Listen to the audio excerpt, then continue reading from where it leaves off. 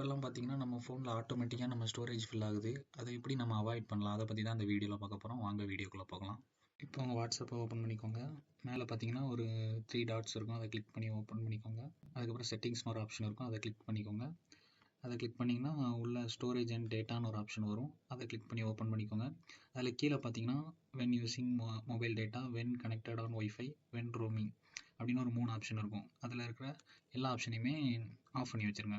ஏன்னு பார்த்தீங்கன்னா இதில் இருக்கிற ஆப்ஷன் எல்லாத்தையும் ஆன் பண்ணி வச்சிங்கன்னா ஆட்டோமேட்டிக்காகவே டவுன்லோட் ஆகும். அதில் ஃபஸ்ட்டு இருக்கிற ஆப்ஷனை பார்த்தீங்கன்னா மொபைல் டேட்டா ஆனில் இருக்கும் பட்சத்தில் ஆட்டோமேட்டிக்காக டவுன்லோட் ஆகிற மாதிரி, இது ஒய்ஃபை ஆனில் இருக்கும் பட்சத்தில் ஆட்டோமேட்டிக்காக டவுன்லோட் ஆகிற மாதிரி, கடைசியில் இது உங்கள் மொபைல் ரோமிங்கில் இருக்கும் பட்சத்தில் ஆட்டோமேட்டிக்காக டவுன்லோட் ஆகிற மாதிரி இங்கே டிஃபால்ட்டாகவே உங்களுக்கு ஆனில் இருக்கும்.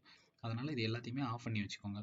எதுக்காண்டி இந்த ஆட்டோமேட்டிக் டவுன்லோட் ஆப்ஷனை ஆஃப் பண்ண சொல்கிறேன்னு பார்த்தீங்கன்னா, நம்ம ஜென்ரலாகவே நிறைய குரூப்பில் ஆக்டிவேட்டாக இருக்கும். அதாவது ஸ்கூல் குரூப், காலேஜ் குரூப், நம்ம வேலை பார்க்குற இடத்துல, நம்ம ஃபேமிலி அப்படின்னு நிறைய குரூப் இருக்கிறதுனால, நிறைய குரூப்பில் நிறைய வீடியோஸ், இமேஜஸ்ன்னு வரதுனால நம்ம ஸ்டோரேஜ் ஆட்டோமேட்டிக்காகவே ஃபில் ஆயிரும். ஸோ இந்த ஆட்டோமேட்டிக் டவுன்லோட் ஆப்ஷனை ஆஃப் பண்ணி வச்சுக்கிட்டிங்கன்னு வைங்களேன், உங்கள் ஸ்டோரேஜ் ஃபில் ஆகுறதுலேருந்தும் தப்பிச்சிக்கலாம். ப்ளஸ் உங்கள் டெய்லி டேட்டா பேக் வேஸ்ட் ஆகிறத நம்ம அவாய்ட் பண்ணிக்கலாம். இந்த மாதிரி நேரத்தில் உங்களுக்கு ஒரு கொஸ்டின் ரைஸ் ஆகலாம். அது என்னென்னு பார்த்தீங்கன்னா, அப்போ எப்படி நம்ம இமேஜஸ், வீடியோஸ், ஆடியோஸ் எப்படி பார்க்குறது அப்படின்னு.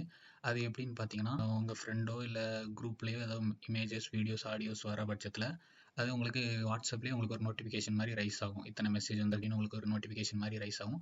அதை பார்த்துட்டு நீங்கள் கிளிக் பண்ணி ஓப்பன் பண்ணலாமா வேண்டாமான்னு பார்த்துட்டு அப்படி நீங்கள் டவுன்லோட் பண்ணிக்க வேண்டியதான். மறக்காமல் என்னோட சேனலை சப்ஸ்கிரைப் பண்ணிடுங்க. இன்னொரு நல்ல வீடியோவில் பார்ப்போம். ஓகேவா? பாய்.